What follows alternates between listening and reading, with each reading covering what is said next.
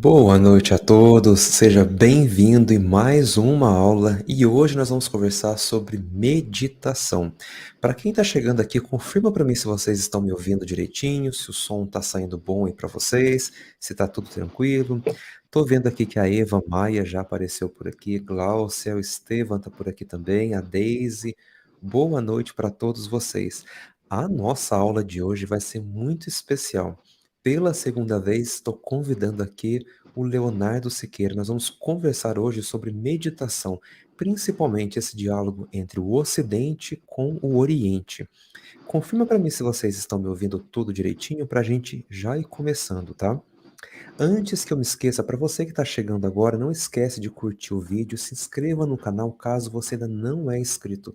Isso faz com que o YouTube entregue esse vídeo para várias pessoas e toda vez você receba uma notificação dos vídeos e do conteúdo que eu estou colocando aqui para vocês, tá bom? Obrigado, Eva. Confirmou que está tudo certinho, né? Muito obrigado. Então, eu gostaria de chamar aqui, deixa eu ver se o Leonardo já está por aqui, ele está por aqui já. Gostaria de chamá-lo para a gente começar essa aula hoje sem delongas. E vale a pena lembrar, se você tiver alguma pergunta, alguma dúvida, pode escrever aqui no chat que eu vou vendo aqui e vou colocando aqui as perguntas para vocês aqui na tela para a gente ir respondendo. Deixa eu puxar o Leonardo aqui, um segundinho só. Olá, Aê, Rudra, boa boa noite. noite. Boa noite a todos. Boa noite. Como que estão as coisas por aí, Leonardo? Tudo Tudo tranquilo? bem, Rudra? E você, como é que você tá? Está bem? Eu tô ótimo, eu tô ótimo. Animado para esse papo de hoje, hein? Vamos conversar sobre É, meditação, Oriente, Ocidente. Será que existe algum ponto em comum entre essa prática? Como será que a filosofia conversa com a meditação? Então tem bastante coisa para a gente conversar hoje. Mas, Leonardo, se apresenta para o pessoal aqui, fala um pouquinho quem você é, o trabalho que você faz. eu estudo filosofia há praticamente 20 anos, ou talvez um pouco mais. Não é muito bom dizer quanto tempo, porque aí caracteriza a minha idade, apesar dessa aparência de 20 anos, né? E aí a gente acaba nesse percurso entrando em muitos caminhos, já que a filosofia é muito abrangente. E quando você mergulha em algum assunto filosófico, naturalmente outro surge e você vai indo atrás. E esse caminho não para, esse caminho é permanente. E recentemente eu tenho investido muito, estudado bastante psicanálise, que eu acho que contribui muito para a filosofia também. E eu sempre me incomodei um pouco com a questão da meditação, como ela é apresentada, da forma mercantilista que ela é apresentada muitas vezes. Eu acho que a gente passa uma situação muito interessante para poder, nesse momento, conversar um pouco mais profundamente, de forma mais abrangente, o que de fato é a meditação e a filosofia. Tem algum paralelo com isso? Ou, de certa forma, pode contribuir? Então, esse meu percurso filosófico, psicanalítico, na verdade, mental, de entender e buscar entender uma coisa que todos nós, de forma básica, deveríamos entender que o que é a mente, como a mente funciona, quais são os processos. Eu acho que a gente acaba caminhando em rumo uma estrada que pode expor situações muito interessantes para a gente entender e se relacionar com a vida, com o dia a dia, com as questões mais simples, até as mais complexas também. Sim, e para o pessoal que está chegando aqui agora, nós estávamos conversando antes como a gente ia preparar essa aula de hoje, né? Então a gente combinou mais ou menos assim: eu vou cuidar ali do Oriente e o Leonardo vai ficar com o Ocidente. Mas aí nós nos deparamos com um grande erro que muitas vezes pessoas dizem, que é achar que o Oriente é tudo igual. Da mesma forma, quando eu estava na Índia, o pessoal falava, a capital do Brasil, Buenos Aires. Aí eu dizia, não. Aí eles, então é Uganda. Aí eu, não. Ou seja, muitas vezes nós vemos uma cultura diferente da nossa e nós achamos que existe uma uniformidade. Então, até mesmo quando a gente fala de Oriente, nós temos que ser bastante cautelosos, porque dentro do Oriente existe uma diversidade, muitas vezes oposta, de tradições e até mesmo de visões da própria meditação. Então, por exemplo, a China é muito diferente da Índia, que é muito diferente do Japão, que é muito diferente de Butão e da Tailândia. Então, quando nós falamos Oriente, nós temos que tomar um pouquinho de cuidado nisso. Então, a meditação que eu vou falar para vocês, que eu vou conversar com vocês, é a meditação ali especificamente da Índia, e mesmo ali da Índia, dentro da tradição do yoga, que é onde a meditação acaba sendo bem forte. Claro, o budismo também tem uma prática meditativa bem avançada, mas eu vou falar ali pela forma do yoga. E você, Leonardo, que caminho que você vai abordar? Como que você vai abordar sobre a meditação? Você vai pegar vários filósofos? Que caminho que você pensa em fazer? O que eu acho importante a gente hoje contextualizar é essa epidemia que a gente vive, não do Covid especificamente, mas talvez até mais séria, que é uma epidemia de saúde mental. A OMS dizia, um pouquinho antes do Covid, que ia explodir casos de doenças mentais, de patologias, de dificuldades, de traumas expostos e não entendidos e interpretados. E eu percebo que cada vez mais é imprescindível a gente se conhecer para não se deixar levar para esse dia a dia, né? Esse dia a dia que é muito corrido, automático, mecanizado, a gente acaba não tendo tempo para poder entender e perceber de forma mais profunda quais são os aspectos que naturalmente já temos ou podemos expressar, e a meditação para mim está muito paralela a um processo natural humano que foi perdido ao longo do tempo ou foi comercializado de uma forma muito sistematizada, é, artificializada, em alguns casos, em certo ponto, alterando e descontextualizando o que é a natureza humana de saúde mental, de descanso, de prática, de não pensamento o tempo todo. A gente vive pensando de noite, querendo resolver problema, como se o pensamento e a preocupação fosse uma ajuda. Na verdade, é um oposto, né, dos processos para você ter um tipo de entendimento um pouco mais amplo que possa, de alguma forma, abrigar a meditação, o conhecimento. E nesse contexto, eu acho que a filosofia parece um pouco o oposto, né? Enquanto a meditação está no caminho do esvaziamento, a filosofia está no caminho do preenchimento. Então, o que eu quero abordar, e a gente pode conversar hoje, que seria bem interessante, é até que ponto esse esvaziamento tem que ser isolado ou pode ser complementado com espaços de preenchimento, de conhecimento, de entendimento, para que a gente, aos poucos, consiga, na verdade, se entender mais, viver melhor, se relacionar mais com essa figura que a gente constrói e chama de eu, e com essa figura que a gente constrói e chama de outro também. Ótimo. Sempre quando a gente vai conversar, né, Leonardo, a gente pensa o que que a gente vai discordar. E a gente começa a conversar, a gente percebe que tem muitas similaridades. Quem sabe Verdade. hoje a gente vai encontrar esse ponto de desacordo nosso ou visões diferentes, né? Então, para a gente começar, tô vendo aqui, ó, o Jaime já chegou por aqui. Boa noite, Jaime. Olha a Marília Pereira comentando aqui, olha, meditação deveria ser ensinado nas escolas. A gente vai até conversar depois. A meditação, será que ela serve para todas as crianças? Em que idade que a gente pode meditar? Também é um tópico interessante para a gente conversar. Sem Mas vamos dúvida. lá. Como que você define, Leonardo? Depois eu posso falar também. Como que você Uhum. vê o que é a meditação? Se alguém te perguntar o que é meditação, na sua visão, como que você definiria? Eu definiria que é o oposto do processo de pensamento contínuo e constante da gente estar sempre pensando e construindo preocupações.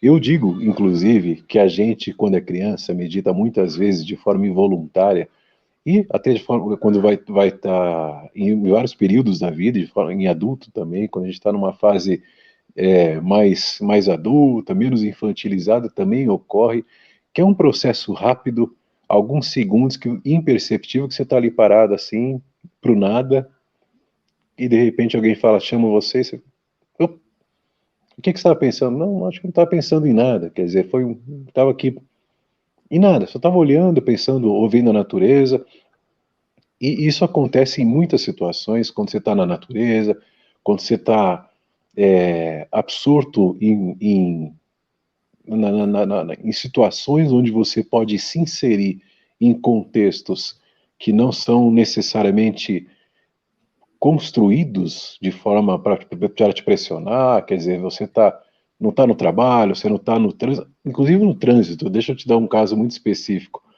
Eu gosto de fazer trilha, à noite eu faço com a Silva, a gente sai pelas montanhas assim, fazendo trilha, e às vezes a gente acampa em algum lugar, a gente fica faz uma fogueira, em algum ambiente que a gente acha interessante, se estiver vendo estrelas, melhor ainda. E nesse processo, às vezes, quando eu estou dirigindo, inclusive, quando eu me dou conta que eu estou desviando de buracos, você imagina numa estrada de terra, você tem que desviar de buracos, de cascalho, tem muitos obstáculos. Eu estou dirigindo, mas não estou pensando. E eu percebo que eu não estou pensando alguns segundos depois que aquilo está se tornando automatizado de eu executar processos, mas não tenho um pensamento em absolutamente nada. Eu só estou ali naquela situação executando. Certamente muito automatizado, o processo está acontecendo da direção, mas os pensamentos não estão ali, as preocupações não estão ali, as pressões não existem. Então, por alguns momentos, quando você tem uma mente, ou está com a mente em algum momento tranquila, você consegue entrar num processo que eu chamo de meditativo, que é essa ausência de pensamentos constantes. Agora, para isso você tem uma série de visões, de olhares, de interpretações, por isso que eu acho interessante a gente conversar por esse caminho da filosofia oriental, mas quando eu digo filosofia oriental, eu estou dizendo especificamente da Índia, da China, aqueles filósofos mais antigos, como Chuang Tzu, como Lao Tse, e aí você vai me ajudar muito na questão da Índia, outros que Buda, na verdade, é da Índia, né? Não é do Japão ou da Sim, China, como sim. muitos pensam. E então a gente tem uma série de visões e olhares para essa prática, para como ela pode se construir, se estabelecer de forma mais constante. Na verdade, eu não acredito que você precisa sempre ter aquele processo de sentar, de fazer sons, isso pode ser muito interessante e quando você está tenso, ansioso, precisa se desligar daquele mundo, daquele excesso de pensamentos. Então tem uma preparação para você conseguir acalmar a sua mente. Mas naturalmente a gente acalma ou está com a mente calma e em muitos momentos você não se dá conta. E às vezes é até reprimido, né, quando na fase da infância você está ali, fala, não está pensando em nada, mente vazia, oficina do diabo, pensa em alguma coisa, como assim não está pensando em nada? Tem que pensar em alguma coisa o tempo todo, a gente é obrigado a pensar o tempo todo, a desenvolver o tempo todo, a construir, executar o tempo todo. Será que esse é o único caminho? E será que isso não tem nenhuma relação com essas ansiedades, essas pressões cada vez mais constantes que as sociedades ocidentais e orientais, qualquer país, têm enfrentado com cada vez mais frequência? É interessante. Eu acho que a meditação ela é bem abrangente, né? Se a gente fosse pensar a meditação na visão do yoga, quando a gente fala de meditação, o yoga vai pensar que a nossa mente ela está agitada o tempo todo, tanto que um dos exemplos que se dá no processo de meditação ou no processo de flutuação ou modulações da mente, imagina um lago onde você coloca várias pedras. E à medida que você joga as pedras no lago, o lago começa a se agitar. O tempo todo a nossa mente está nessas agitações. A gente vê notificação no celular, de repente uma notícia que a gente vê na televisão, é o próprio estímulo publicitário na rua, tá andando, é carro, então todos esses estímulos, Trabalho, executar uma eles vão. tarefa, né?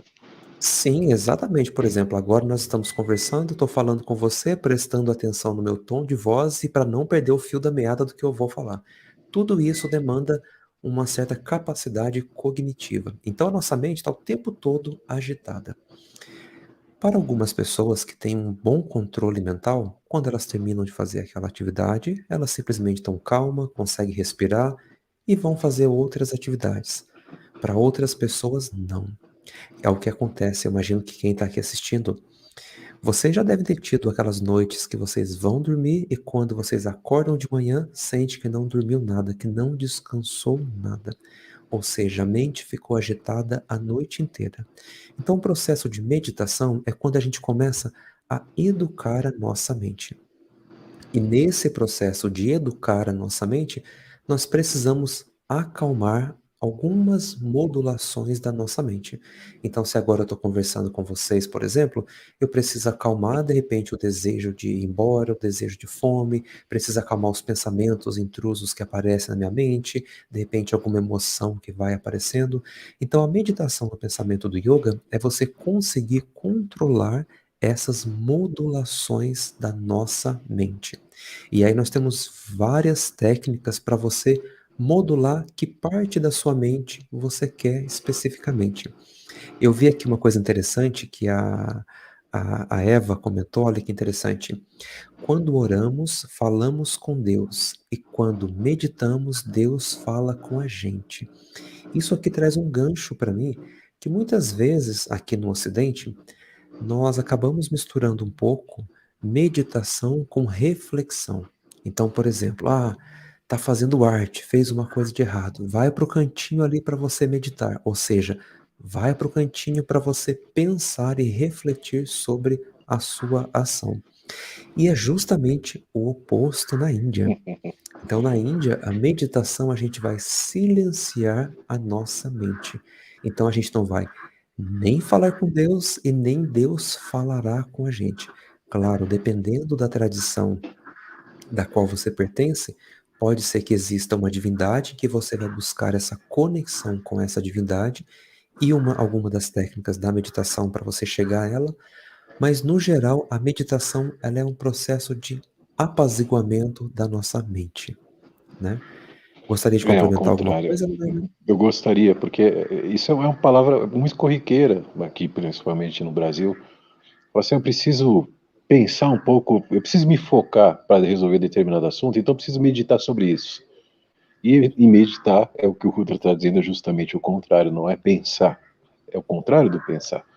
Mas aí a gente tem uma coisa interessante quando a gente percebe que remédios como Rivotril, como alguns benzodiazepínicos, são remédios dos mais receitados no mundo. O Brasil parece que está em terceiro lugar no número de venda. O que que isso mostra em relação à sociedade? A nossa sociedade é uma sociedade estressada. A gente é uma sociedade ansiosa. A gente tem pressões, a gente tem problemas com sono, a gente tem problemas com relaxar, com se divertir. A gente cada vez mais tem mergulhado, e isso aconteceu muito, basicamente nos anos 80, com o governo da Margaret Thatcher, do Pinochet. O Brasil era recém saído da ditadura, e diziam que quanto mais perceberam que quanto mais pressão é colocada em cima das pessoas, mais as pessoas podem executar de forma mais eficiente. Por exemplo, se você não executar o seu trabalho, você vai ser demitido e você vai passar fome. Opa, então eu tenho que fazer, dar de tudo para não acontecer isso. E outra coisa, se você fizer pior que o teu amigo aqui, do teu colega do lado, ele vai tomar o seu emprego, você vai ficar sem. Então a gente está sempre nessa aceitação de pressões, de estresses, de ter que cumprir cronogramas sociais que nem sempre são compatíveis com as nossas intenções, que vão naturalmente causando alguns estresses que a gente acaba não conseguindo lidar. Isso tem se tornado patologia séria no mundo inteiro. A OMS dizia que já ia ser uma patologia e de fato se tornou. Ou seja, se a gente está para esse caminho de ansiedades, de estresses, de não controlar emoções, a meditação é justamente o que tem a função, ou poderia ter, que esses remédios têm. Até porque esses remédios, claro que eu não posso generalizar, tem muitas situações que realmente, de fato, são necessários, mas lembre-se que esses remédios, eles podem ser tomados até 4, 6 semanas. E tem gente que toma de forma constante, porque não consegue parar. E se não conseguir parar, esses remédios causam dificuldades cognitivas. Quer dizer, a gente está construindo uma sociedade cada vez mais pressionada, cada vez mais fugindo de realidades através de artificialidades, quando na realidade a gente tem um processo muito simples, milenar, que é a meditação e que poderia, de certa forma, ajudar muitas das pessoas que estão nessa situação e que não precisam desse remédio constante, poderiam, se vissem um pouco mais o seu interior, as suas dificuldades, entendessem mais as suas realidades, talvez conseguissem lidar um pouco mais com a vida, entendendo processos que o remédio não permite que a gente entenda, já que a gente só está se construindo quimicamente com algum efeito que possa paliativamente tirar aquela preocupação momentânea. Amanhã eu acordo preocupado de novo, tomo outra dose e passo às vezes a vida inteira assim. Mas temos a meditação, que consegue, de certa forma, tirar esse estresse ou trabalhar ou mitigar. A gente tem vários meios e várias formas para responder isso, depende da pessoa, do histórico, enfim. Mas tem também a filosofia, que construiria um caminho, uma estrutura de entendimento, de consciência, de percepção, de interpretação da vida e da minha situação diante dessa vida, que poderia me ajudar e me auxiliar para ter um pouquinho mais de leveza para passar os processos que para mim são tão difíceis. Sim, enquanto você falava, eu pensava em algo muito interessante. Às vezes as pessoas pensam assim, pessoas que vão começar o processo meditativo, elas vão imaginar que se eu não pensar em nada o tempo todo, isso é desejado. E muito pelo contrário, meditação não significa que nós vamos aniquilar a nossa mente. Teve uma vez que eu tinha que contar uma história para vocês. Teve uma vez que eu tive uma alta discussão com uma professora de yoga, porque ela falava que a meditação tinha que acabar com a mente, tinha que destruir a mente, porque a mente era a nossa inimiga. E eu vou derrubar esse mito aqui para vocês que estão me assistindo. Se tem uma coisa que eu gostaria que vocês aprendessem no final dessa nossa aula, é que a mente, ela não é nossa inimiga. A mente não é algo dentro de você que você precisa estripar de dentro de você como se fosse um alienígena dentro de você. Você usa a própria mente para a meditação. O que acontece é que a nossa mente, ela não é educada, ela está destreinada, a nossa mente é rebelde. Não é porque a nossa mente é rebelde. Olha de novo a nossa síndrome de culpa. A gente coloca a culpa na mente como se a mente não fosse parte de quem nós verdadeiramente somos. Então, quando a gente fala que a nossa mente está deseducada, a nossa mente está destreinada, a minha mente não consegue focar, sou eu que não consigo isso. Pelas minhas ações que vou fazendo com que a minha mente haja dessa forma. Então, a professora de yoga, nós tivemos uma grande discussão, porque ela dizia, não, o grande inimigo é a mente, eu tenho que silenciar a minha mente. E sabe o que acontece se a gente silenciar nossa mente 100%? A gente morre. Porque é impossível nós pararmos todos os nossos processos cerebrais. Mesmo daqueles que você não tem conhecimento, que você não está atento ao que está acontecendo agora, ainda existe atividade cerebral. Seja para controlar a sua pressão, para a secreção de hormônios, o movimento dos seus intestinos, do seu estômago, o seu coração batendo, a sua respiração. O seu cérebro está controlando onde os seus olhos vão virar. Tudo isso faz parte da maquinaria do nosso cérebro. Então, a pessoa achar que meditar é parar todos os pensamentos 100%, é acabar com a mente, é ficar sem mente, isso é um grande equívoco, isso nunca vai acontecer. Então, conforme nós avançamos na meditação, o que que a gente percebe?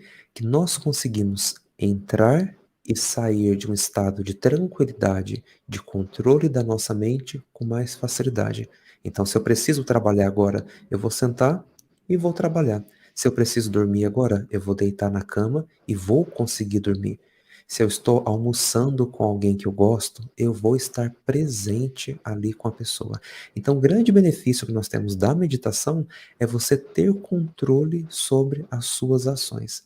Não é você estar almoçando, pensando no que você vai fazer depois do almoço. Quando chega depois do almoço, você vai tentar lembrar, nossa, mas eu não aproveitei o almoço. Depois do almoço, você vai começar a pensar, e agora, como que eu vou dormir? Quando você chega para dormir, você fala, meu Deus, não descansei o dia inteiro. Ou seja, você nunca está no presente. Então, uma das capacidades que a gente vai adquirindo com a meditação é essa nossa flexibilidade de alterar esses estados cognitivos. Por exemplo, se você precisa ficar ativo para tomar uma decisão, e se você fica lá super lento, não me importo com nada, tá tudo certo na vida. Essa não é uma resposta cognitiva, mental apropriada para aquele momento. De repente, naquele momento, você tem que estar ativo, você tem que estar atento, você precisa usar a sua inteligência. Então, a meditação, ela não vai só acalmar a mente em si, mas ela vai deixar a sua mente afiada, como eu costumo dizer. A sua mente, ela fica afiada para usar quando você precisar. Deixa eu dar uma O que olhadinha aqui. Olha Rodrigo. só o que o pessoal está comentando aqui, olha. A Maria Pereira, olha o que ela comentou. Isso faz muito sentido para mim. Depois que comecei a meditar, não tenho mais insônia e nem depressão. Meditar é exercitar a presença. Isso, Aí, Maria. Maria, isso aí. Aí você vê o seguinte, né? Eu queria comentar um pouco dessa tua discussão com a professora. Aí tem um paradoxo muito interessante que eu falo o seguinte: temos que eliminar a nossa mente. A nossa mente é o problema. Eu acho que a minha mente é o problema. Eu penso que a minha mente é o problema. Eu, com a minha mente, digo que a minha mente não tem que existir. Ou seja, tudo que eu pensei, tudo que eu construí, tudo que eu entendi é com a minha mente, né? Então, todos os lados positivos que eu acredito que existam e direcionem para que não deixe uma mente desequilibrada conduzir os meus processos existenciais é com a própria mente. Então, esse ponto, acho que é o ponto mais interessante da gente perceber e focar e atentar com muita profundidade, no sentido de que a meditação tem a possibilidade da gente viver mais o presente, enquanto a ansiedade é justamente o oposto. Eu fico ansioso porque eu quero antecipar processos futuros. Eu fico ansioso porque amanhã eu tenho que resolver tal coisa. Eu fico ansioso porque eu sei que lá atrás eu passei um problema difícil e daqui a pouco eu tenho que enfrentar uma coisa muito parecida. Talvez eu tenha o mesmo erro. E será que eu não vou conseguir? E essas ansiedades, essas pressões, que é o inverso do foco que a meditação propõe, é o que grande parte tem contribuído para que a gente se desequilibre e se perca do que a gente considera como algo saudável, que é viver. Claro que com alguns estresses, com algumas dificuldades, com alguns problemas, mas não de forma permanente. Sim, sim. E quando a gente fala também de meditação, eu vejo que as pessoas, muita gente começa a meditação, um dos grandes equívocos que eu acho da meditação é complicar demais. É achar que eu preciso da música perfeita, Uhum. do pôr do sol perfeito, do tapete perfeito, Do eu ambiente, preciso se eu não estiver na escola tal, eu não consigo meditar. assim, estar na presença de um guru, eu preciso estar no rio Ganges, no topo de uma montanha para meditar. Isso, na verdade, são truques mentais que a nossa mente vai criando para poder adiar o que a gente tem que fazer. Sabe quando a gente tem que fazer um trabalho, aí a gente começa: primeiro eu vou tomar um cafezinho antes de eu fazer. Primeiro eu vou fazer tal coisa antes de eu fazer. E a gente começa a colocar um monte de coisa no caminho para a gente não fazer efetivamente. Então, um dos erros muito comuns que eu vejo nas pessoas que estão começando a meditação é complicar demais. Se você conseguir parar por 5 minutos, simplesmente parar, respirar e observar as coisas ao seu redor, você já está preparando a sua mente para um processo de meditação. Então é você parar e observar. Nós estamos num período das redes sociais em que tudo é muito rápido. Nós recebemos notificações o tempo todo no celular, seja do WhatsApp, seja do YouTube, seja do Instagram, de e-mail e tantos outros aplicativos que vão tirar a nossa atenção. Então, para a gente ficar concentrado por 5 minutos em uma única atividade, nos dias de hoje é muito difícil, porque a gente Uhum. tem esse mito que nós somos multitarefa. Então, se a gente faz uma única atividade, a gente pensa: nossa, eu não estou sendo produtivo. Ou se nós paramos um pouquinho para tomar um chá, tomar um café, se alimentar, ou simplesmente contemplar um pôr do sol, a gente começa a pensar: não estou sendo produtivo. O que que eu estou fazendo aqui? Que perca de tempo. Então a gente começa a perceber que muitas vezes o estilo de vida que nós temos na nossa sociedade hoje, ele acaba trazendo alguns empecilhos para a nossa meditação. Você consegue trazer mais alguns exemplos, Leonardo, que você pensa de estilo de vida que pode atrapalhar o nosso processo de meditação? Eu acho que, de uma forma geral, os estilos de vida que mais contribuem é a minha própria percepção interpretativa de que de eu acreditar que a sociedade, como ela é formada, ela não promove nenhuma doença, não promove nenhuma pressão, e ela só me ajuda a enriquecer, já que enriquecer é meu único objetivo. Eu quero ser famoso, eu quero ser rico, e aí o resto não importa. Então, nesses processos que a gente tem ficado cada vez mais preso e condicionado a isso, a gente faz escolhas cada vez mais ansiosas em busca de algo que a gente não entende o que é, mas que estão todos indo naquele caminho, quer dizer, o efeito manada está ali acontecendo, está todo mundo seguindo esse processo, eu não sei porquê. Sabe aquela fila ali da loja que vai vender na mega liquidação? Eu vejo aquela fila de madrugada, já fico lá dormindo, porque nem sei o que eu quero, mas alguma coisa vai me importar, vai precisar, ou vai me ser útil para eu comprar amanhã cedo. Então a gente está sempre nesses processos de antecipação e a gente acredita de fato que isso é a única forma de viver, confundindo com pontos eventuais. Eventualmente, de fato, a gente tem que correr para algumas coisas, a gente tem que resolver rápido algumas coisas, em estudo, em trabalho, em tantas situações. Agora, o que a gente não consegue é perceber que essas situações não são suficientes, não deveriam ser, para que a gente entenda a vida de uma forma plena apenas com esse aspecto. Então, agora eu vou seguir uma vida automatizada, vou me dedicar ao máximo ao não sei o que, porque eu acho que se alcançar o que eu também não sei definir muito bem o que é, eu tenho uma felicidade que eu nunca senti, mas dizem que é uma coisa muito profunda e muito interessante. Ou seja, então o que eu percebo é que aí é o ponto onde a filosofia pode contribuir de forma muito profunda para nesses momentos onde eu não estou precisando esvaziar minha mente, me tranquilizar, me pacificar, me aquietar, eu posso entender, eu posso buscar, eu posso me reconhecer. Porque ao mesmo tempo, quando a gente está preocupado em executar de forma automática, a gente não se reconhece mais. A gente não precisa se reconhecer, porque não sou eu, é fora, o objetivo está ali. E quando o objetivo está ali sempre, a gente fica como aqueles cachorros correndo atrás daquela, daquela pauzinho que vai, sabe aquela corrida de cachorro?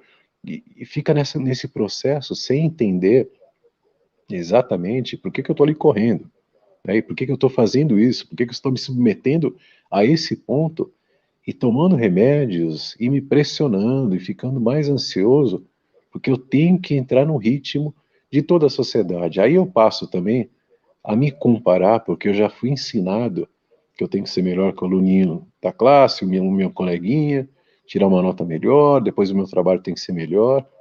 E eu vou passando a vida me pressionando, porque eu quero construir em mim um personagem que seja aceitável diante da interpretação que eu antecipadamente construí. Ou seja, o ideal é ser assim. Eu acho que é assim, não sem nenhum fundamento, e acabei me direcionando para esse caminho. E aí acabo executando esses processos. Depois, quando chega mais ou menos numa idade em que você começa a ter algumas dificuldades físicas, a mental também é consequência, e a gente fala, e agora? O que eu faço já que eu me acumulei, já que eu me pressionei, já que eu achei que eu aguentava, mas eu não aguentava, já que eu descaracterizei a minha própria humanidade e construí a partir disso um ser cada vez mais automático, robotizado em busca desse infinito, da construção permanente, do alcance de algo que eu desconheço, mas eu preciso estar lá para conseguir uma vitória que eu não sei nem nomear ou intitular que tipo de vitória é. Ou seja, será que a gente não pode retroceder um pouco, parar? E quando eu falo parar, você pode também ouvir meditar e depois seguir. E quando eu falo seguir, também conhecer, entender, absorver entendimentos e processos mentais. Quer dizer, a gente está se boicotando, porque a gente está aceitando todas as condições sem filosofar, sem questionar. Sim, olha, tem uma pergunta muito interessante aqui da Mariana Juncker. Quando vocês mencionaram o processo de educar a mente para a meditação, como podemos iniciar esse processo de educação? Eu vou falar um Vai lá, pouquinho, Léo, Rúlio. e aí depois, se você quiser complementar a sua visão. Então, Mariana, eu penso assim, para a gente começar a meditar, pelo menos na visão do yoga, né? O Leonardo pode ter uma visão diferente. Existe sempre uma suspeita de que nós não conhecemos 100% a nossa mente. Se você começa a se interessar por meditação e você acha que já conhece tudo sobre você, se você acha que a sua mente já é educada, você não vai conseguir meditar, porque não vai ter o que melhorar. Então, o primeiro ponto é essa suspeita de que existem processos inconscientes na nossa mente que nós não estamos atentos. Então, o começo de você educar a sua mente para sentar em meditação, para começar a meditar, não é você literalmente sentar e meditar, porque é difícil. Porque pensa comigo, nós estamos 23 horas e 40 minutos do dia não prestando atenção nas coisas que nós fazemos no dia. E aí sentamos por 20 minutos e falamos: ah, agora eu vou meditar. Então, um processo para a gente começar a educar nossa mente é prestar atenção nas coisas que nós fazemos durante o dia quando nós não estamos meditando. Vou dar algumas dicas para vocês. Primeiro, nomear as suas emoções. Então você está sentindo alguma coisa dentro de você? Fala, verbaliza. Eu estou sentindo raiva, eu estou sentindo inveja, eu estou sentindo muito bem, eu estou sentindo felicidade, eu estou sentindo ansiedade. É importante que a gente nomeie aquilo que nós estamos sentindo. Quando nós vamos nomear aquilo que nós estamos sentindo, nós prestamos atenção nos nossos estados internos. Segunda dica que eu vou dar para você.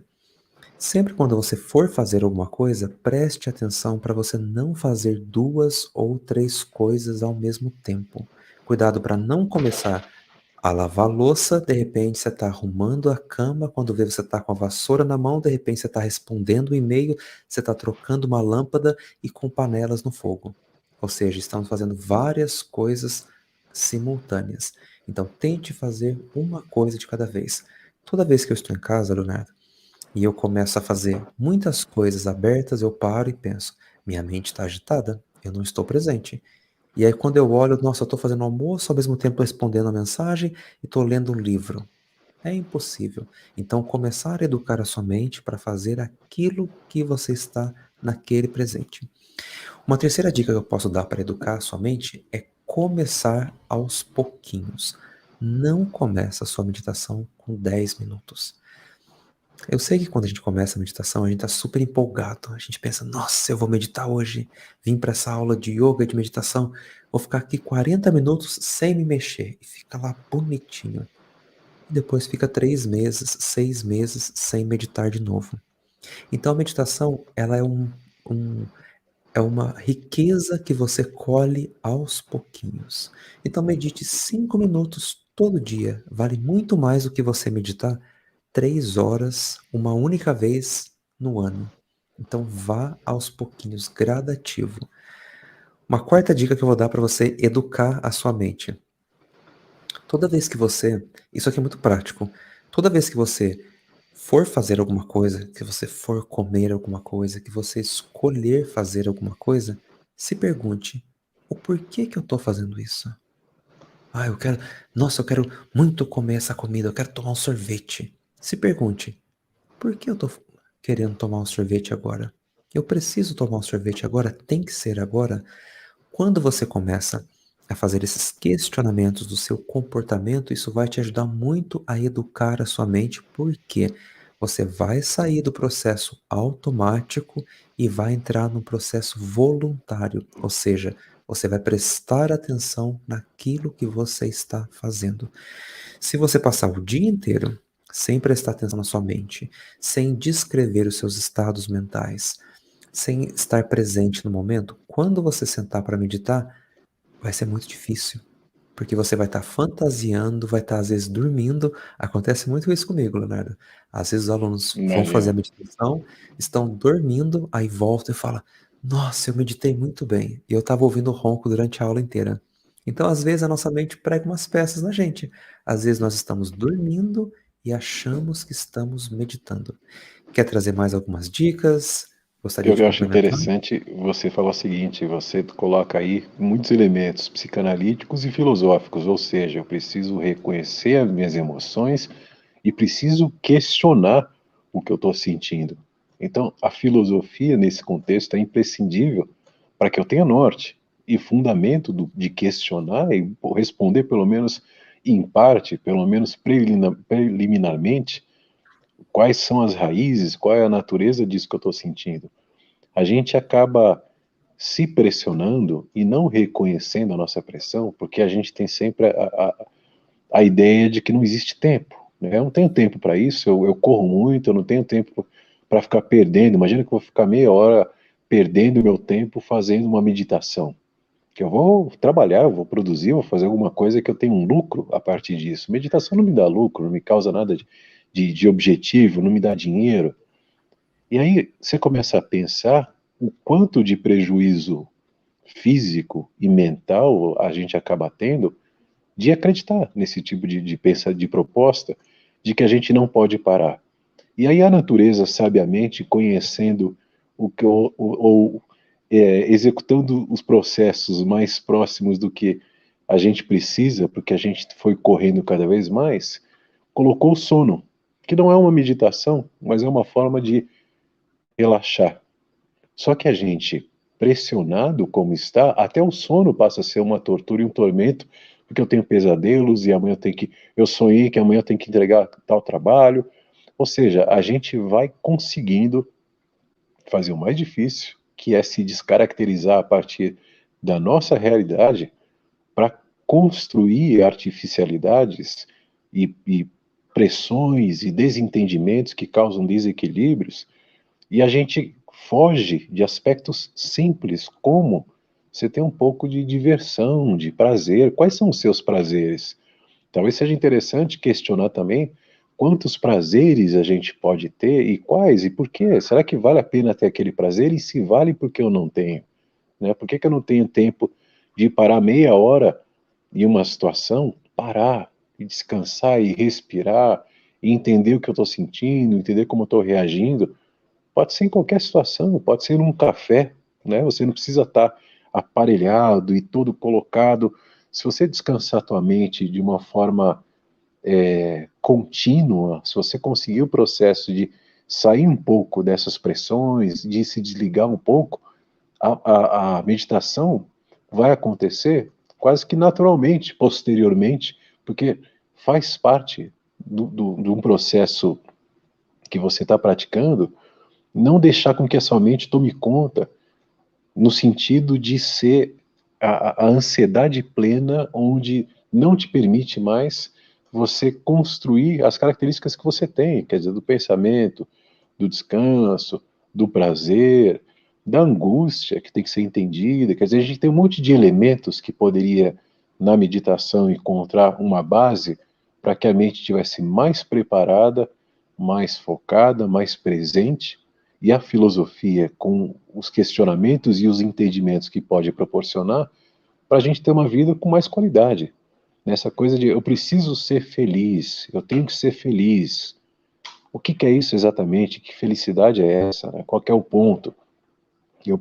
Na psicanálise, se eu disser que eu sou feliz o tempo todo, eu estou bem, então eu sou considerado uma pessoa alienada, né? Porque a gente não está bem o tempo todo. Eventualmente a gente tem dificuldades, a gente tem problemas. Agora a questão é achar que essas eventualidades seriam permanentes e eu não tenho mais como escapar disso. Então eu estou preso nesse contexto, eu interpreto o mundo e o sistema e as pessoas como oposições à minha tranquilidade e aos meus prazeres e acabo indo em direção contrária a tudo isso, mas também no fluxo de tudo isso, já que eu acho que tem que ser a minha forma de sobrevivência. Então é muito perigoso a impossibilidade de não pensar. Tanto quanto é muito perigoso a possibilidade de apenas pensar.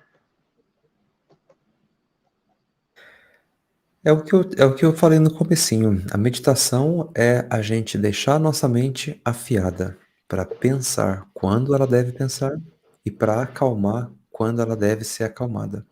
Então existem processos muito importantes na nossa vida que precisam de reflexão. Então muitas vezes quando as pessoas falam: "Ah, não pensa em nada, leva a vida numa boa", isso é um conselho muito ruim, porque algumas ações nossas, nós precisamos parar e precisamos pensar. Enquanto você falava, é impossível eu não citar a minha vida passada, quando eu vim como Schopenhauer. Eu sempre gosto de falar isso, que minha vida passada era Schopenhauer. Eu tô concordando já que é Schopenhauer, verdade. eu já falei tantas vezes isso que eu mesmo Eu já já estou tô acreditando acreditando. nisso. Já está ficando tantas vezes isso. E o Schopenhauer, ele vai dizer: "O mundo é minha vontade e minha representação". Isso é muito relevante para o processo meditativo. Schopenhauer ele vai dizer o seguinte: a forma como nós temos a nossa mente, como nós representamos o mundo, vai ditar como nós vemos o mundo. O que isso quer dizer, trocando em miúdos? A qualidade da sua mente, a qualidade dos seus pensamentos, a forma como você vive, as coisas que você alimenta a sua mente, elas vão modular a sua percepção da realidade. Se você, por exemplo, se alimenta somente de teorias de conspiração, se você só lê coisas que vão confirmar aquilo que você acredita, é como se você colocasse um óculos com a lente amarela. Então você vai olhar para o redor e vai ver tudo com a ótica do amarelo. Então a meditação, se ela for bem feita, ela tem essa capacidade de tirar esses óculos temporariamente e te mostrar uma realidade aproximada da realidade. Porque também a gente pode discutir, né? Será que eu consigo ver a realidade 100% como ela é? Provavelmente não. Porque nós somos humanos, nós estamos usando as nossas percepções sensoriais, então nós já somos tendenciosos. Exemplo, a gente não consegue perceber a realidade como uma cobra consegue perceber, através da temperatura. Então, ou seja, existe a nossa limitação corporal diante da realidade. Então, o que eu quero dizer? Quando nós meditamos, nós vamos afiando a nossa mente para olhar a realidade da forma mais transparente possível. Então nós conseguimos verificar os nossos erros, conseguimos observar os nossos medos, os nossos traumas, os nossos desejos, e nós só conseguimos fazer isso quando nós fazemos um trabalho sério de revisão mental. Porque dentro do yoga, Leonardo, meditação não significa você simplesmente fechar os olhos e ficar lá parado, sabe? Você Uhum. pode fazer o processo e quando surgir esses pensamentos na sua mente, o que que você faz? Você vai afastar, você vai rechaçar, você vai negar, você vai incorporar dentro de você, ou você vai analisar, olhar por todos os lados e aí você decide o que você vai fazer com isso.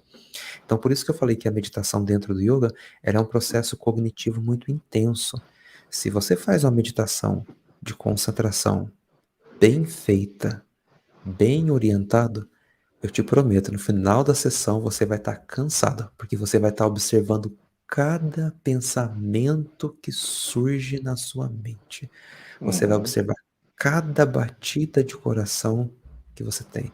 Você vai observar cada respiração.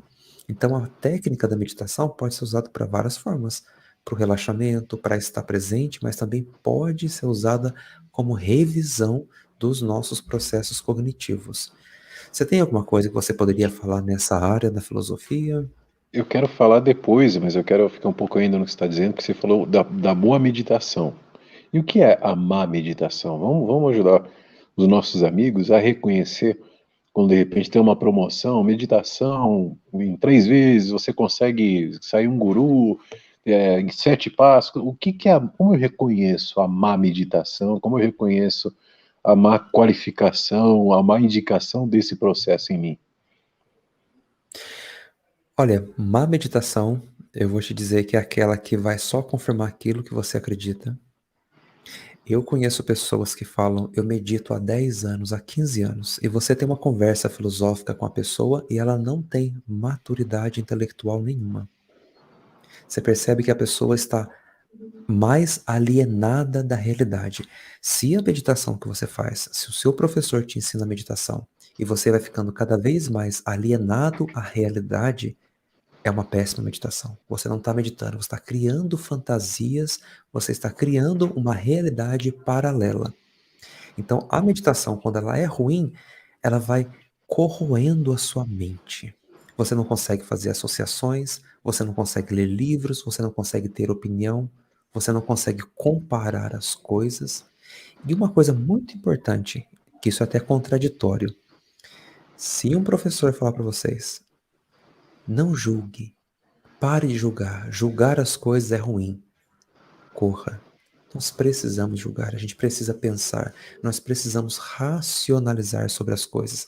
Nós temos que ter bom senso de saber isso é correto, isso não é correto. E quais os motivos que me levam a achar que isso é correto e que isso não é correto. Então, quando o professor começa para você, não julga, só aceita, abra o teu coração, esquece tudo. Ele está praticamente falando, abaixa toda a sua guarda intelectual e faz o que eu estou falando e obedece. Basicamente é isso. Então, se você tem um professor ou uma sessão de meditação que não vai te deixar com a mente mais afiada, mais aguçada, eu considero como uma péssima meditação. Não importa se é um guru sentado na beira do rio Ganges, usando amarelo com o terceiro olho na testa dele. Se a meditação não te faz ter uma mente afiada, se a meditação não aumenta a sua capacidade cognitiva, você não está meditando, você está criando um mundo paralelo, uma alternidade paralela. O que eu acho que a Uma gente tem que ver realidade também paralela. e pensar é que a gente tem uma estrutura fisiológica característica humana.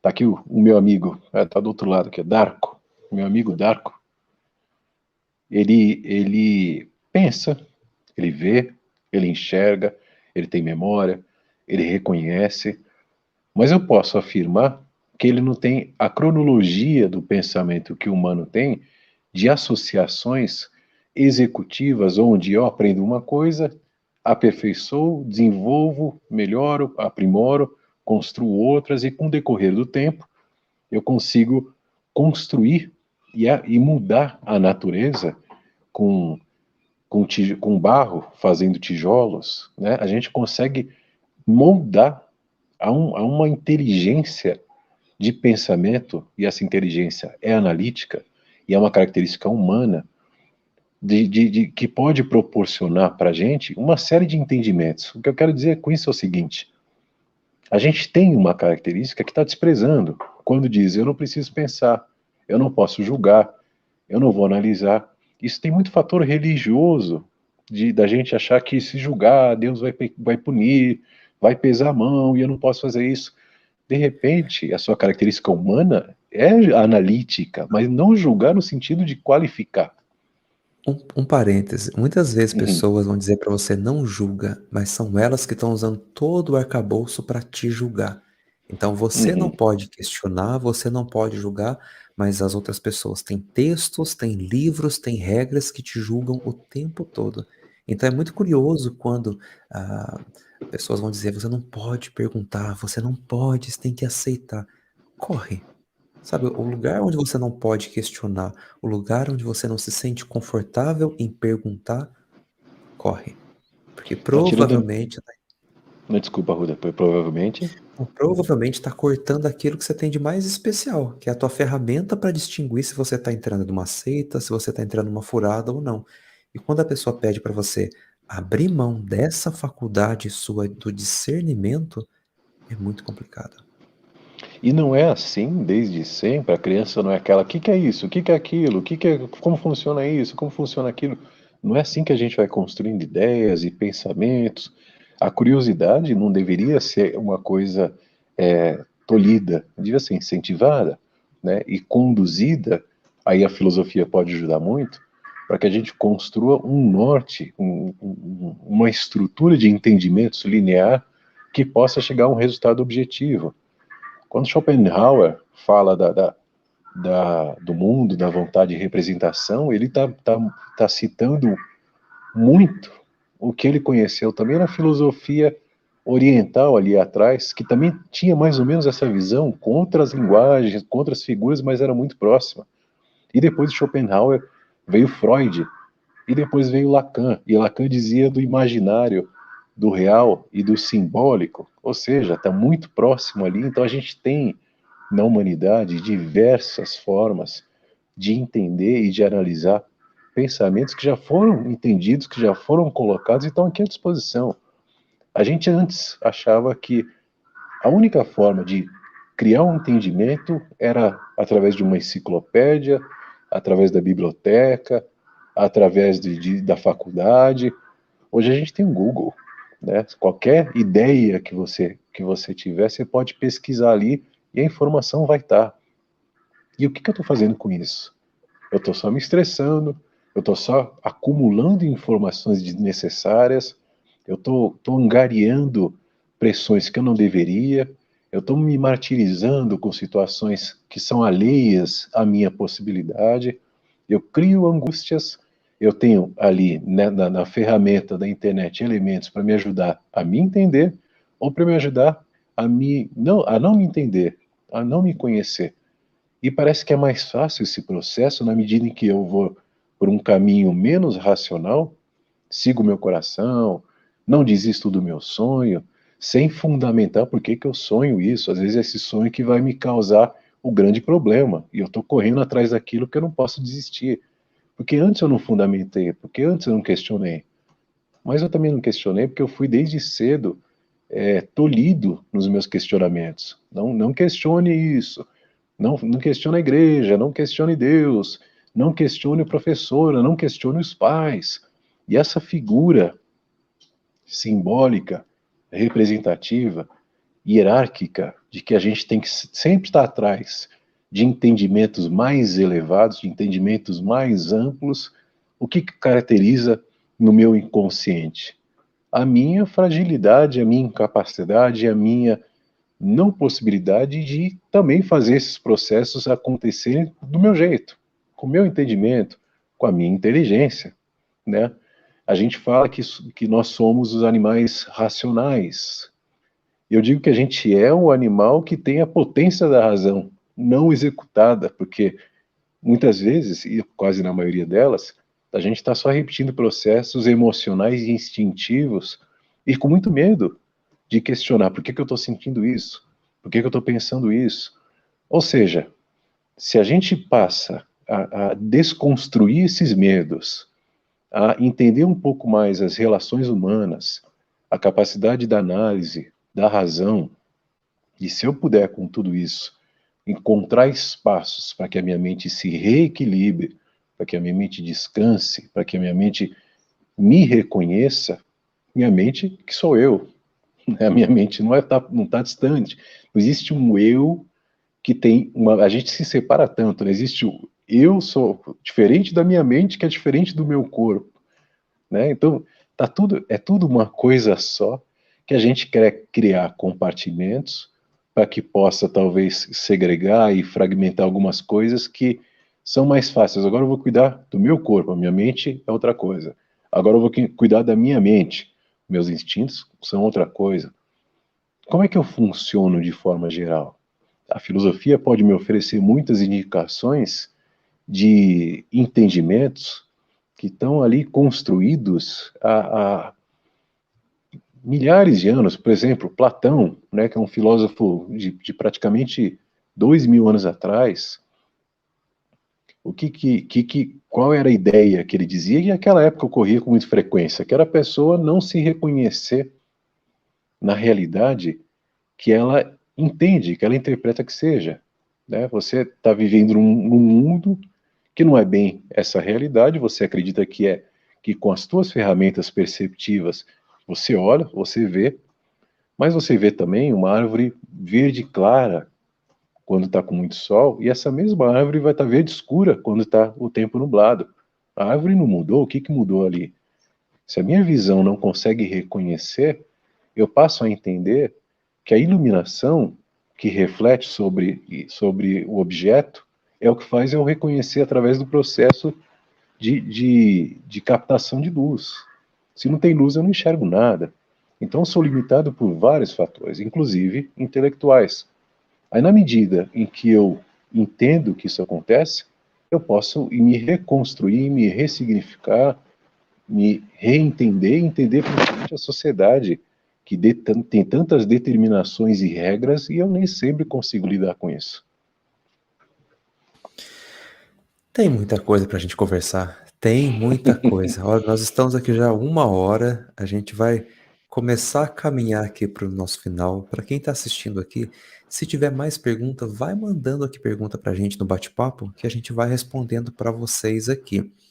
Mas para a gente caminhar para o nosso bloco de encerramento, gostaria de falar um pouquinho dos perigos da meditação. Eu acho que a gente está falando só Legal. das partes boas, das Uhum. qualidades da meditação, mas existem algumas advertências que a gente precisa tomar cuidado. A meditação, eu costumo dizer que ela não deve ser um substituto para algo que precisa ser resolvido. Então a meditação, ela não pode ser um escape da sua realidade. Eu tenho um problema para resolver. Exemplo, eu estou num relacionamento abusivo, eu estou num trabalho que não sou valorizado, eu, eu estou num relacionamento que eu não gosto, eu estou cheio de problemas. E aí eu acredito que, eu vou meditar que isso vai passar. Então a meditação, ela não deve ser utilizada como um substituto para você resolver as coisas. Às vezes eu vejo algumas pessoas, alguns professores famosos de meditação, sei lá, tá pegando fogo. Aí a pessoa, tá pegando fogo, ai, que bonitinho, que coisa linda. Alguém morreu, ai, morreu, que bom. A meditação não pode nos tornar apático diante da vida. Então, se você precisa fazer alguma coisa, vá e faça. Não use a meditação como uma desculpa. Uma segunda coisa que eu acho que a meditação ela deve ser tomada com bastante cuidado é para as pessoas que sofrem de transtornos psicológicos. Pessoas que sofrem de depressão profunda e crônica, pessoas que sofrem de bipolaridade, são pessoas que têm que tomar cuidado, pessoas que sofrem de esquizofrenia precisam tomar cuidado, porque a pessoa não está completamente dona de si e das faculdades mentais naquele momento. Então, pessoas quando estão num surto psicótico, não é recomendado você fazer uma meditação. Inclusive, a gente pode até fazer uma próxima live para a gente falar só dos perigos da meditação. Às vezes pessoas estão tendo surtos psicóticos e elas acham que aquilo é um processo de iluminação espiritual. Então a pessoa Uhum. volta da prática completamente destruída, mas acha, nossa, eu tive uma experiência transcendental. Então, nos momentos em que a sua mente não está boa, cuidado para você não introduzir mais um problema para a meditação. E um terceiro Perfeito. risco que eu deixaria para o pessoal tomar cuidado com a meditação é cuidado para essa meditação ela não te tornar, não te dar a falsa sensação de que você é melhor que alguém só porque você medita e usa branco ou usa colar de japamala. Então cuidado para você não ficar envaidecido no processo de meditação. Isso é muito comum. Eu costumo chamar isso de higiene espiritual, que é quando a pessoa se acha limpa, pura e todo mundo ao redor dela que não medita, que as pessoas são burras, que as pessoas não controlam a mente. Então, cuidado para que a meditação não te transforme ali num narcisista espiritual, se é que pode, se que tem essa palavra, né? Se Você não tem gostaria de cria, complementar alguma coisa, Léo? Você tem alguma tenho. Eu acho que seria contribuições? interessante a gente pegar um pouco mais na questão do inconsciente, já que a gente tenta vender a prática de que você pode alcançar consciência plena, você pode se iluminar, e você pode entender como funcionam todos os processos. O que eu estou dizendo, e o Ruda está me ajudando aqui, é justamente o contrário. A gente tem a meditação como uma ferramenta de equilíbrio mental, mas não é um fim. Né? Eu não vou. Meu objetivo de vida é meditar. Né? A meditação é um caminho, é um processo, é uma ferramenta, e a partir dela, mais equilíbrio, o entendimento e a interpretação da sua própria vida tem que ser buscada constantemente, porque a gente está se boicotando o tempo todo, a gente está indo para caminhos que a gente não conhece. Quando eu falo que eu sinto alguma coisa que eu não sei o que é, quando eu tenho uma sensação de angústia e eu não entendo, uma raiva, um nervoso, uma tristeza, tudo isso é processo inconsciente que está ali, que tá te movendo de alguma forma. E todos os seus desejos e aspirações também, em parte, são inconscientes, porque você não consegue lidar muito com aquilo se você promove meios para escapar permanentemente. Quer dizer, eu estou usando a meditação para não me reconhecer, eu estou usando o remédio para minha mente se acalmar, ou eu vou dormir, porque aí eu durmo e esqueço de tudo e vou embora. Eu acabo criando mecanismos que vão postergando a possibilidade de me reencontrar, porque eu me perdi nesse processo tentando construir indicativos e personificações que depois eu quero reafirmar a todo tempo. E não conseguindo, eu me frustro. E me frustrando, eu vou gerando ansiedades que podem encaminhar para depressões, para caminhos que eu não consigo mais controlar e conduzir, ainda que eu queira dizer que eu conduzo tudo. Ou seja, a gente tem sempre, permanentemente, que se cuidar para se observar, como o Rudra disse, de uma forma bem interessante, nomear, intitular, parar, observar o que eu estou sentindo, o que eu estou pensando e por que que eu estou achando isso. Por que que eu acredito no que eu acredito? Ou, como diz Schopenhauer, por que que eu quero o que eu quero? Né? Será que eu posso querer o que eu quero? Será que eu tenho essa capacidade? Então, se eu puder ter uma ferramenta para que a minha mente seja mais eficiente, ao mesmo tempo mais inteligente com a filosofia, acho que a gente consegue promover passos muito grandes. E a gente está sendo sempre contrariamente impulsionado para não fazer isso, porque a sociedade não quer que você seja inteligente, os governos não querem que você pense. As formas educativas atuais não promovem o questionamento como deveriam, porque a gente livre seria um perigo, né, para muitos poderes. Então, quanto menos pensamento, quanto menos capacidade, quanto menos questionamento, melhor. Se acovarde, fique tranquilo, siga esse processo que a gente resolve, a gente pensa por você. E eu acabo acreditando e seguindo esse ideal, e inevitavelmente em algum momento eu vou ter algum problema fisiológico, mental decorrente desse processo que eu alimentei por desconhecimento. Ou seja, conhecer essa realidade, ou conhecer parte dela, ou achar que você pode investigar em busca de algumas respostas que estão ali relacionadas, é um caminho que todos nós podemos fazer. Olha, a gente poderia ficar aqui horas. Da outra vez que a gente conversou, terminamos assim com a sensação de que daria para falar mais. E o mesmo da meditação. Daria para a gente fazer É uma verdade. outra aula para pegar mais assunto. Mas a gente vai precisar, infelizmente, caminhar para o final. Mas fala para o pessoal, Leonardo, se o pessoal quiser te conhecer um pouco melhor. Aliás, pessoal, se vocês quiserem seguir as redes sociais do Leonardo, tá aqui na descrição do vídeo, vocês conseguem seguir lá. Para você que está chegando aqui, dá curtida nesse vídeo, segue aqui o canal. E como que as pessoas, Leonardo, podem te encontrar? Você dá algum curso? Você dá aula? Fala um pouquinho como que o pessoal pode continuar essa jornada da filosofia com você. Eu indico dois processos. Eu tenho a filosofia em 120 minutos, onde em 2 horas, que na verdade nunca são 2 horas, porque o papo se alonga, as discussões acontecem, a gente faz um grupo fechado de discussões pontuais sobre determinado tema existencial, político, social, filosófico, humano, emocional, com o prisma da filosofia e dos pensamentos dos pensadores que olharam e interpretaram esses valores. Então, a filosofia, em 120 minutos, no meu Instagram eu sempre divulgo, uma vez por semana a gente costuma fazer esses encontros e entrar a fundo em determinado assunto.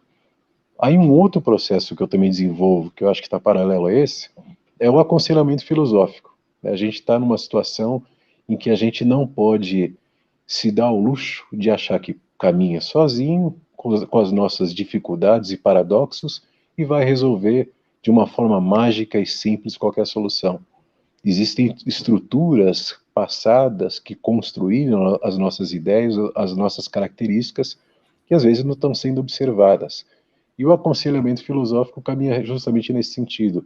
na tentativa de promover em você um entendimento, uma visão mais abrangente de você próprio, que é aquele processo que muitos na filosofia construíram, começando por Sócrates lá atrás, do questionamento, de valores, de entendimentos, para que de repente você perceba que você já entendeu muitas coisas, só que ainda estavam em formato inconsciente, escondidas e ocultas por outras associações que te impediam e te travavam aquele entendimento. De repente, entrando um pouco mais profundamente, a gente consegue ter uma visão mais abrangente e a vida vai ficando cada vez mais simples, mais leve, o que não significa que não vão existir problemas, mas eu passo a não temê-los tanto, porque eu sei lidar de certa forma com eles, né? Já que eu vou me reconhecendo e me contextualizando diante desse mundo. Então, acho que o meu Instagram é a porta para um contato comigo, para a gente conversar mais profundamente, estudar filosofia e estudar a humanidade. Sim, pessoal que está interessado, tem o link aqui na descrição do vídeo, vocês podem encontrar o Leonardo por lá. E eu também até trabalho com a parte de yoga, de meditação.